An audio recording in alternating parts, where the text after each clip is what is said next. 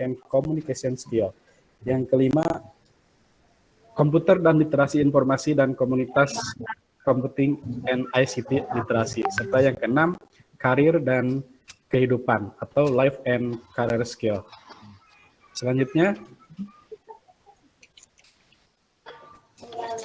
bentar.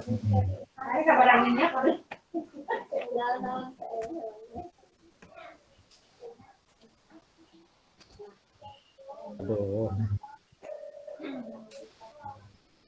Nggak muncul lagi yang kelimanya ya, Pak. Padahal yang saya minta bantuan nanti saya kirim aja dulu ya. Ya, ditunggu dikirim. Bentar, Pak. Oke, Pak. Kebugian Pak Hanif mah nggak dikirim. Mohon.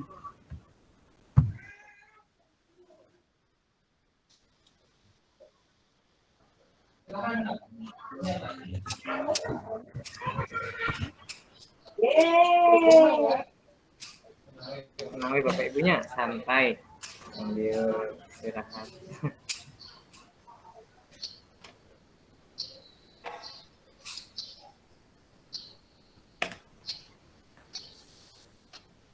Ini Bapak Ibu ya, salah satunya tantangan abad 21 ini teknologi.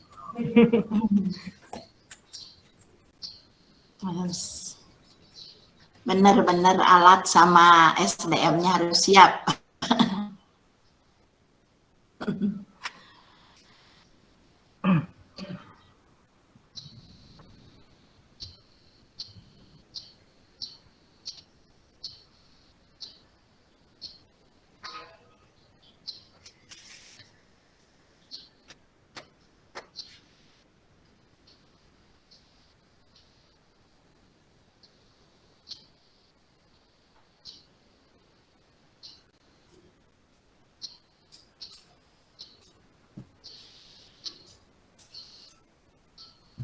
Ketua nanti di-share-nya di grup saja ya, biar nanti saya ambil dari. Iya, Pak Hanif kirim ke Bugina ya Bugin? Iya, lagi proses nih, belum muncul. Di grup pengurus.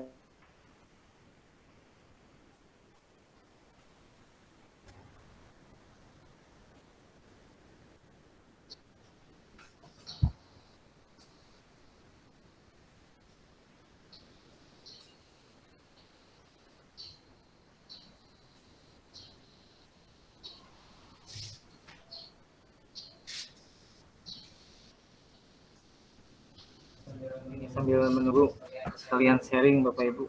Sekarang kan lagi musim pendaftaran PPG Bu ya. Nah, ini sharing pengalaman saja. Yang seperti ini akan dijalani peserta mahasiswa PPG itu setiap hari. Jadi benar-benar tantangan yang cukup tinggi ya. Khususnya di sekolah saya juga ada hampir 4 guru yang mendaftar PPG untuk tahun ini. Mudah-mudahan zona H juga rata semua, artinya semua guru sudah bisa menjadi, sebetulnya sudah Bu ya, tapi secara legalitas diakui menjadi guru profesional gitu ya. Nah ini sharing pengalaman saja, jadi selama tiap 3 bulan itu setiap hari seperti ini, jadi pasti banyak kendala yang mau presentasi, banyak kendala. Nah ini salah satu tantangan abad 21 seperti ini Bu ya. Mudah-mudahan kita semua bisa mengimbangi kemajuan peningkatan teknologi dan kemajuan zaman, diimbangi dengan baik. Bikin apa saya? Assalamualaikum Ibu Bapak, punten izin gabung. Tacan, Yang Bapak Kepala. Pak Basim Damang, Pak. Alhamdulillah Ibu. Manawita dinten Jumat, biasanya sok dinten Jumat. Pun lingkungan ayeuna dialihkan ke Kemis, Pak. Sama kawis. Nembe keboboan atau dibuka terus kawisan teh manawita Jumat. Raos di bumi mah tiasa bobo, pabasin. Abi mah dia udah bulan. Sekolah lagi ya. Halo Pak Basin, Pak Kaba, Ibu Bapak, mohon maaf ya. Nanti saya sambil berjalan dikirim saja. Ini saya berubah pakai HP sebentar. Enggak Pak. Enggak passwordnya Kang. Iya, sambil berjalan saya kirim dulu ke Bu Gina. Tadi susah nih masuknya. Baik, Ibu Bapak, seperti tadi saya jelaskan bahwa di pembelajaran abad 21 ini tugas seorang guru sangat-sangatlah berat ya. Seperti Ibu Kepala Sekolah, Bu Popong Wartika mengutarakan bahwa kita harus menguasai teknologi. Betul, karena apa? Di abad 21 ini kalau guru tidak melek teknologi, kalau guru tidak menjadikan teknologi sebagai santapan sehari-hari, ya bagaimanapun akan tertinggal. Ya, salah satu contoh kegiatan kita seperti ini melalui dulu 2, 3 atau 5 tahun yang lalu mana kenal kita melakukan proses pembelajaran melalui daring, entah itu PJJ, entah itu Zoom Meeting, Google Classroom dan lain sebagainya. Ya, itu yang selanjutnya. Ibu Bapak sekalian, pada karakteristik guru abad 21 yang 6 hal yang sudah saya sebutkan di awal. Selanjutnya, sudahkah kita mengetahui apa sebenarnya keterampilan abad 21? Keterampilan abad 21 kita artikan dulu sebenarnya apa sih arti keterampilan? Ini menurut Bambang Wahyudi pada tahun 2002, keterampilan itu adalah kecakapan atau keahlian untuk melakukan sesuatu pekerjaan yang hanya diperoleh dalam praktek. Itu arti dari keterampilan. Nah, selanjutnya karakteristik keterampilan guru abad 21 menurut International Society for Technology in Education, ini dari Karim dan Daryono tahun 2017, memaparkan bahwa karakteristik keterampilan guru abad 21 ini ada 5 hal. Yang pertama, guru itu harus mampu memfasilitasi dan menginspirasi belajar dan kreativitas peserta didik. Apa sih indikator seorang guru harus mampu memfasilitasi dan menginspirasi belajar peserta didik itu? Indikator yang pertamanya adalah seorang guru harus mendorong, mendukung, dan memodelkan penemuan dan pemikiran kreatif dan inovatif. Selanjutnya yang kedua, guru harus melibatkan peserta didik dalam menggali isu dunia nyata atau real world dan memecahkan permasalahan otentik menggunakan tool dan sumber-sumber digital.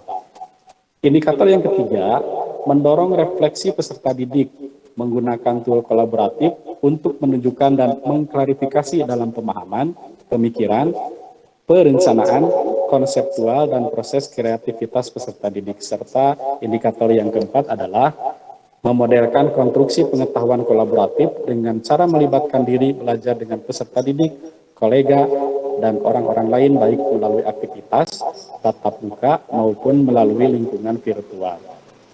Nah, itu karakteristik yang pertama. Karakteristik keterampilan guru abad 21 yang kedua adalah merancang dan mengembangkan pengalaman belajar dengan asesmen di era digital. Apa sih indikatornya pada karakteristik keterampilan guru abad 21 yang kedua ini? Nah, yang pertama indikatornya itu merancang atau mengadaptasi pengalaman belajar yang tepat yang mengintegrasikan tool dan sumber digital untuk belajar dan kreativitas peserta didik. Yang kedua, mengembangkan lingkungan belajar yang kaya akan teknologi yang memungkinkan semua peserta didik merasa ingin tahu dan menjadi partisipan aktif dalam menyusun tujuan belajarnya, mengelola belajarnya, mengukur perkembangan belajarnya sendiri. Yang ketiga, melakukan konsumistik dan personalisasi aktivitas belajar yang dapat memenuhi strategi kerja gaya belajar dan kemampuan menggunakan tool dan sumber digital yang beragam. Yang keempat, menyediakan alat evaluasi formatif dan sumatif yang bervariasi sesuai dengan standar teknologi dan konten yang dapat memberikan informasi yang berguna bagi proses belajar peserta didik maupun pembelajaran secara umum. Itu karakteristik keterampilan guru abad 21 yang kedua. Selanjutnya, keterampilan yang ketiga adalah guru itu harus menjadi model cara belajar dan bekerja di era digital. Ya, indikatornya apa? Yang pertama harus menunjukkan kemahiran dalam sistem teknologi dan mentransfer pengetahuan ke teknologi dan situasi yang baru.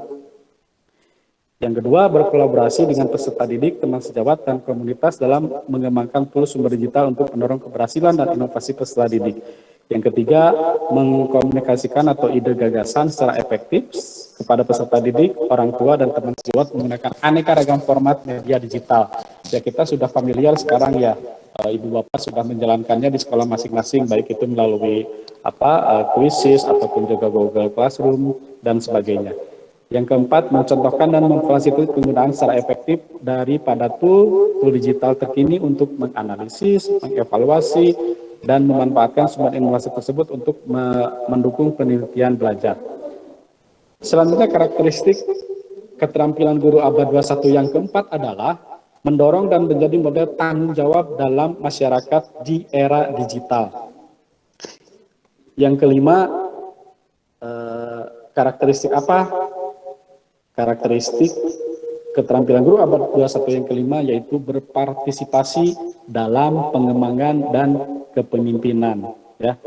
Nah, ini indikatornya, berpartisipasi dalam komunitas lokal dan global untuk menggali penerapan teknologi kreatif untuk meningkatkan pembelajaran. Tanpa kita sadari tanpa kita sadari sekarang bahwa inilah salah satu contoh ataupun juga salah satu hal inovasi dari Ketua KKG Zona Mutu HMI, ya ini berpartisipasi dalam komunitas lokal dan global untuk meningkatkan pembelajaran di zona mutu wilayah yang ada di sekolahnya masing-masing. Ibu Bapak, itulah karakteristik guru di abad 21 ya. Selanjutnya yang kedua, kita harus mengecek keterampilan guru di abad 21. Keterampilan guru di abad 21 ini terbagi menjadi dua hal. Apa sih itu? Yang pertama, guru di abad 21 itu harus memiliki hard skill. Apa sih itu hard skill? Hard skill itu adalah keterampilan yang berkaitan dengan aspek teknis untuk melakukan beberapa tugas dalam pekerjaan. Ini sesuai dengan yang dikatakan oleh Rainsbury dalam Absari pada tahun 2020. Nah, kemampuan guru abad 21 yang pertama harus memiliki kemampuan hard skill ya. Hard skill tadi sudah dijelaskan bahwa keterampilan yang berkaitan dengan aspek teknis.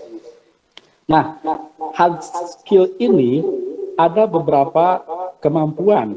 Apa saja sih kemampuan hard skill yang harus dimiliki seorang guru di abad 21?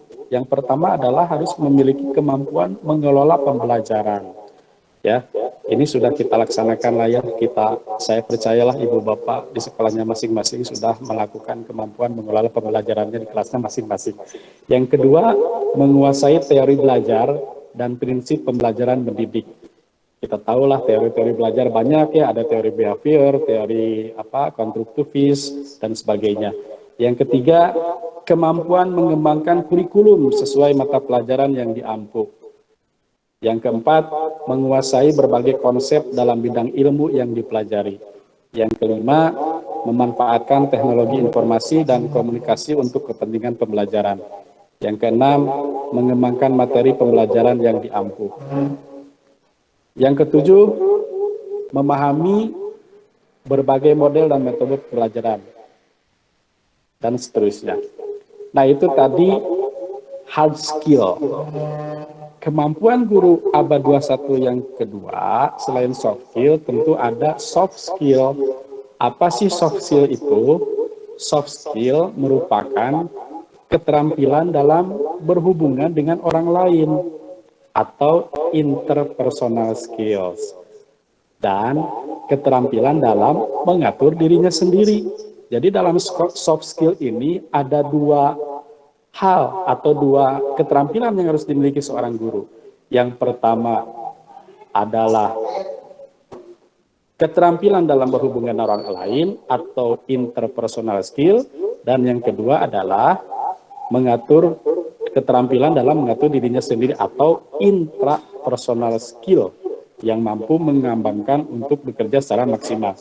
Ini berdasarkan dari buku yang ditulis oleh Thomas dan Dien pada Alfiah tahun 2020. Nah, apa saja sih kemampuan intrapersonal skill? Tadi di soft skill itu kan ada dua ya, ada intrapersonal skill dan ada interpersonal skill. Kita bahas satu persatu dulu yang intrapersonal skill. Di dalam intrapersonal skill, seorang guru itu harus mampu berkomunikasi secara efektif, empatik, santun dengan sesama pendidik, tenaga kependidikan, orang tua, dan masyarakat. Yang kedua, bersikap inklusif, bertindak objektif, serta tidak diskriminatif karena pertimbangan jenis kelamin, agama, ras, kondisi fisik, latar belakang keluarga, dan sosial ekonomi. Ibu Bapak kita sering mendengar ya, atau mungkin kadang kita juga tanpa sadar di kelasnya masing-masing bersikap yang inklusif terhadap siswa kita.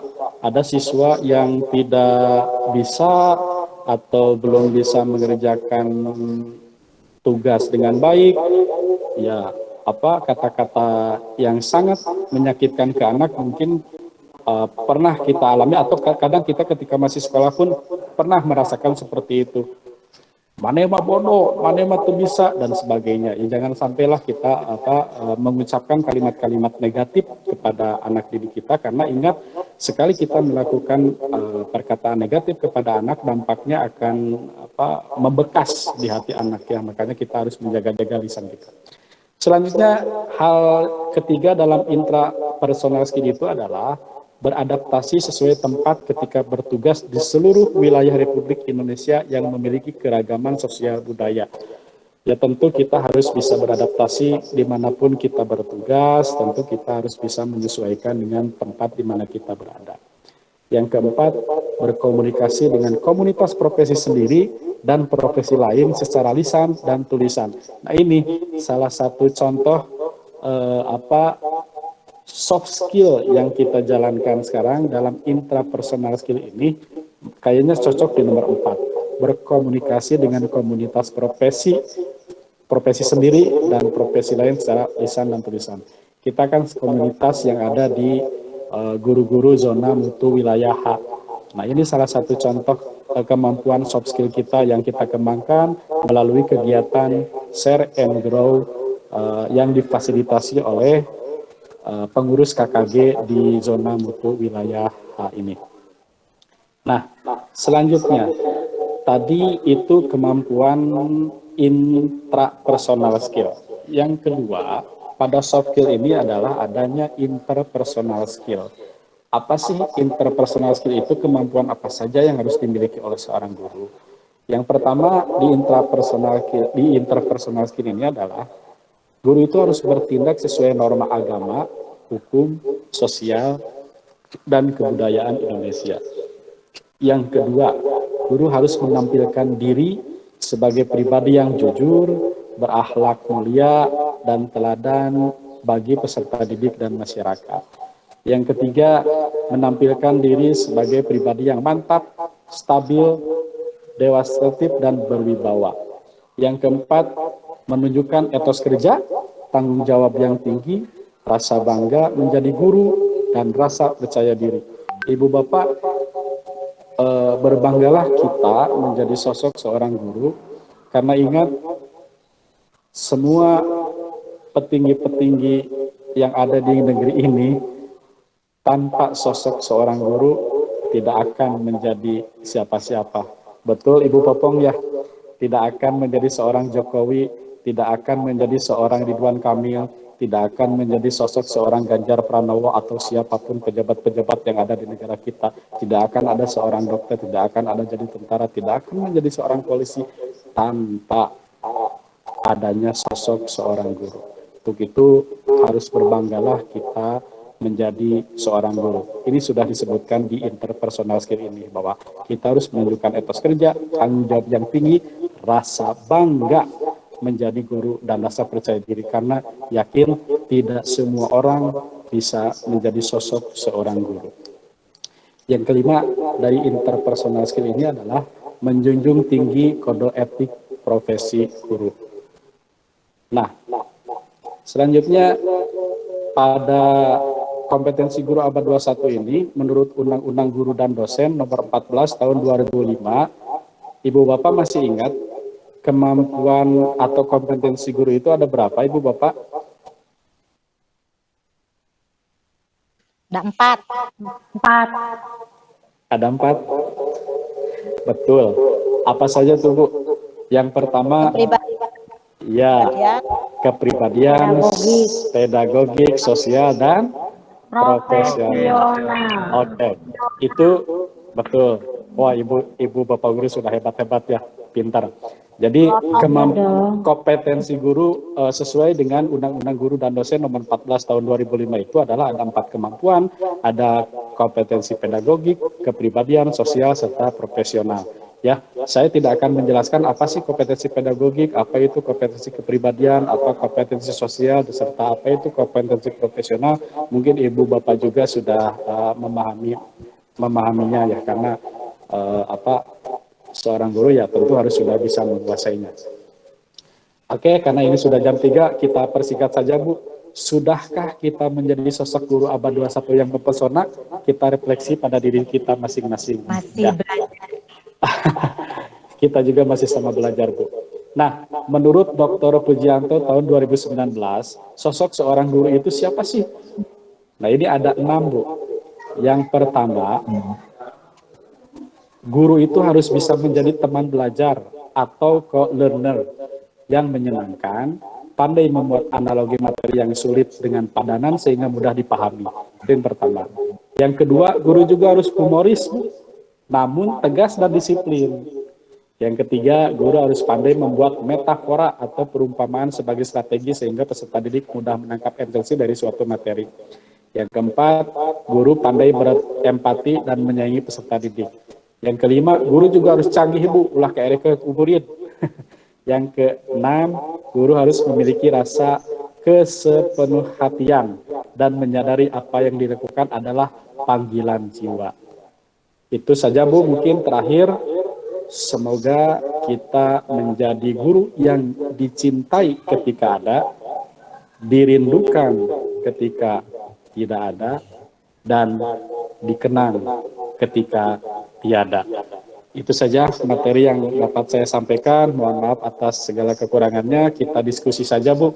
Jangan khawatir karena tadi ada kendala. Materinya akan saya share nanti di grup ya. Karena materi-materi yang lain juga insya Allah kalau ada waktu dan kesempatan saya ingin berbagi juga dengan ibu bapak sekalian. Kalau ada waktu dan kesempatan di lain kesempatan kita akan berdiskusi lagi. Itu saja Ibu Kepala Sekolah dan juga Bapak Pengawas. Kita diskusi saja sekarang. Kalau ada pertanyaan mangga kami persilahkan. Bu Apong mangga dikembalikan. Kok Bu Apong sih? Bu Oneng. Bu Apong, Bu Oneng, Pak Punten. Panik mah. Nanti kamu apong nyano caket. Dasar. Panip. Ilmunya sangat bermanfaat. Alhamdulillah pemateri pada hari ini sungguh luar biasa. Tepuk tangan buat Pak Hanif. Mangga Pak Hanif. Untuk selanjutnya kita menginjak pada sesi tanya jawab. Silakan yang bertanya, sebutkan dulu identitas ya, nama dan asal sekolah. Mangga ke langsung ke Pak Hanif di Waler, dijawab langsung sama Pak Hanif langsung. Mangga, pertanyaan satu-satu ya, satu langsung jawab, satu langsung dijawab. Mangga, saya nu bade naros siapa yang mau bertanya? Udah resen. Gak tahu. Ibu Linda udah langsung Bu Linda. Oh, Mangga, hadir bertanya. Hadir bertanya, ayo bertanya, ayo. Assalamualaikum warahmatullahi wabarakatuh. Waalaikumsalam warahmatullahi wabarakatuh. Bapak pengawas yang saya hormati, Ibu Popong dan Bapak Ibu guru lainnya. Alhamdulillah ya, untuk kesempatan kali ini saya ingin bertanya kepada Bapak narasumber. Dari pemaparan tadi, betapa guru pada abad 21 ini tampil seperti sosok yang nyaris sangat sempurna ya, baik hard skill maupun soft skill. Nah, yang saya ingin tanyakan, kalau kita ingin mengupgrade kemampuan hard skill itu kan nampak ya. Misalnya dengan mengikuti KKG seperti ini, dengan kuliah lagi, IHT, berbagai pelatihan dan lain sebagainya lah.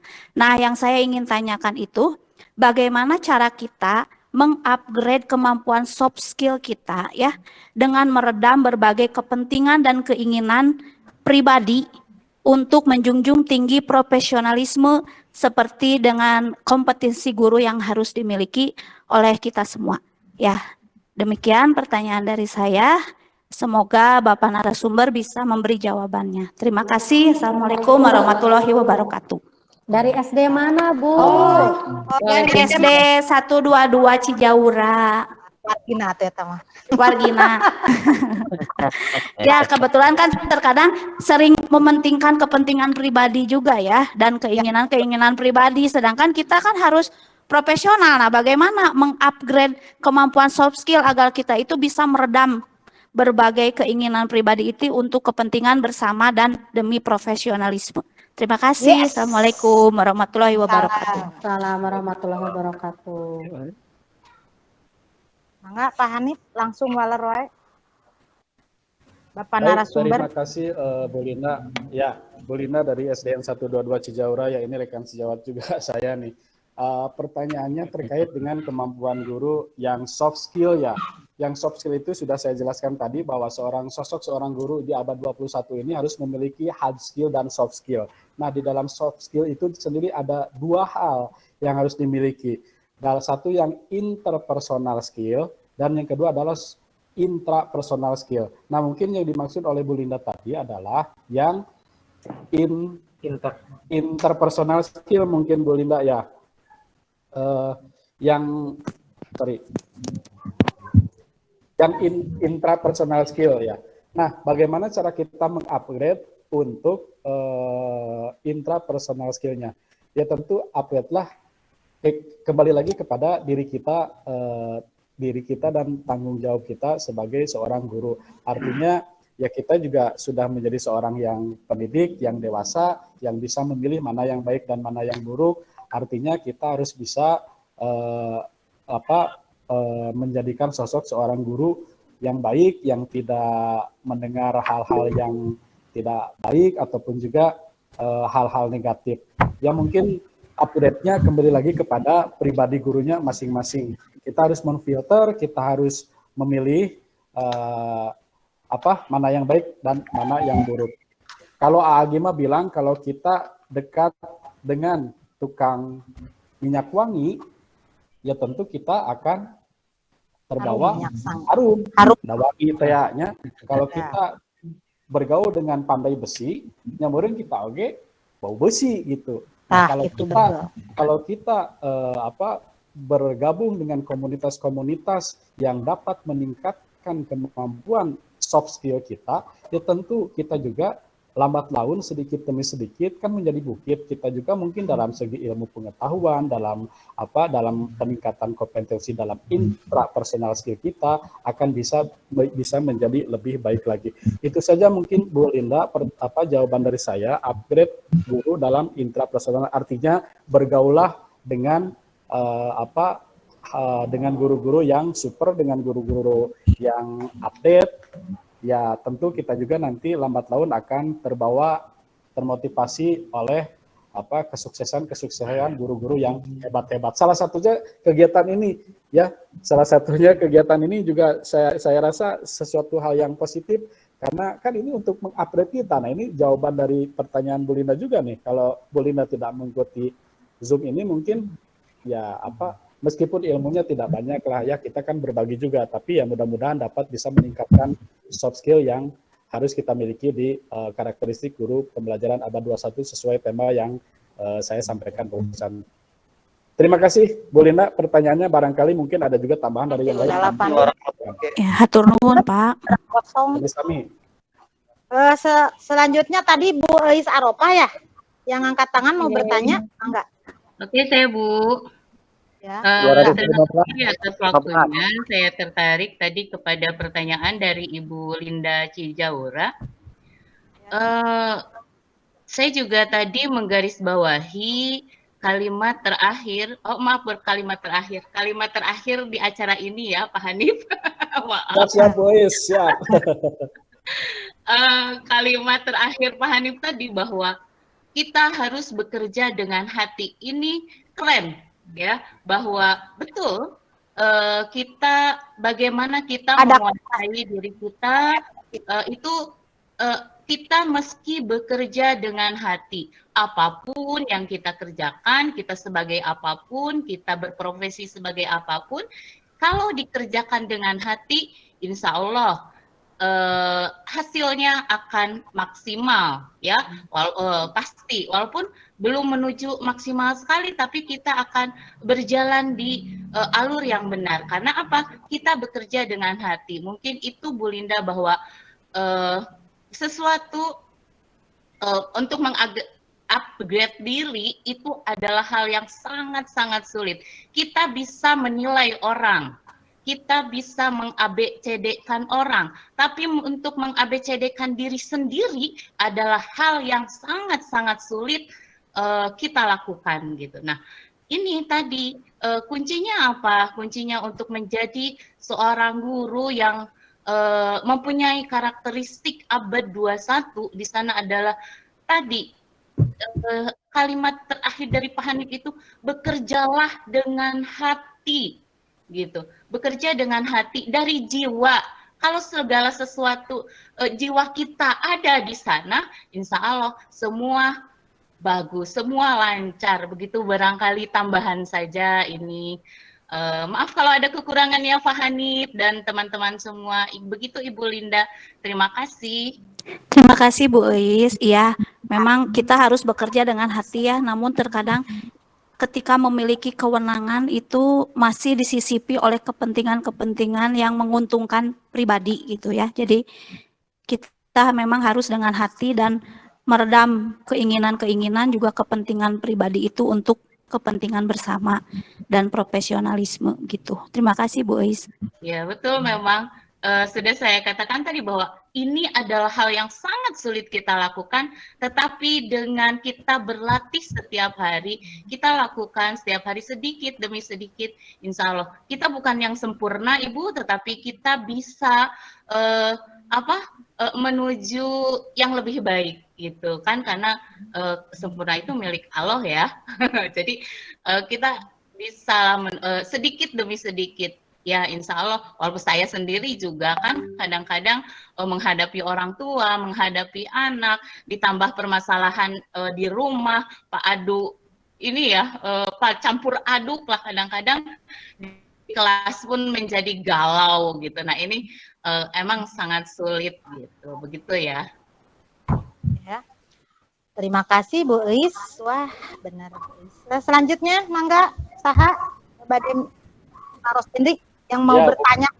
Ibu mangga. Kepala Sekolah itu Bu Popong, mangga Bu. Ibu Kepala Sekolah, mangga. Ibu Hajah Popong. Ya. Mikrofonnya belum dinyalakan. Oh ya. Saya sebagai Kepala Sekolah SDN 215 Rancasagatan, nama saya Popong Wartika dari MMPD.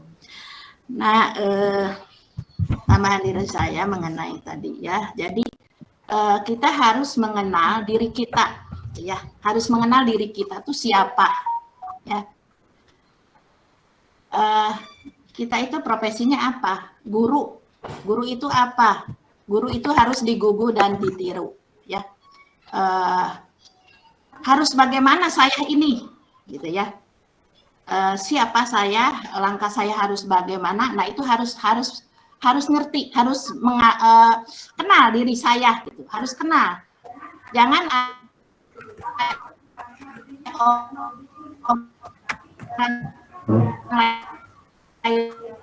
mata tahu gitu. Oh si anu mah begini, si anu mah. Jadi itu mungkin kuncinya harus mengenal diri kita siapa, gitu ya. Kebanyakan ya misalnya dia itu seorang guru ya, harus bagaimana guru itu tadi, keempat aspek yang harus dimiliki oleh seorang guru itu apa? Misalnya tadi teh kepribadian ya. Kepribadian guru itu harus bagaimana agar digugu ditiru tadi ya. Terus misalnya tentang pedagogiknya ya, ilmu mendidiknya itu gimana gitu kan, itu udah sekolah ya, kuliah di keguruan ya. Kadang-kadang ketika di lapangan itu dia tidak ngerti, tidak paham dengan itu semua. Misalnya ke anak itu harus bagaimana supaya paham pada ngerti gitu kan, dengan caranya dia harus gimana. Nah itu juga berarti kurang mengenal dirinya sendiri. Nah seperti yang tertulis di Al-Quran ya, di surat Asaf ayat 2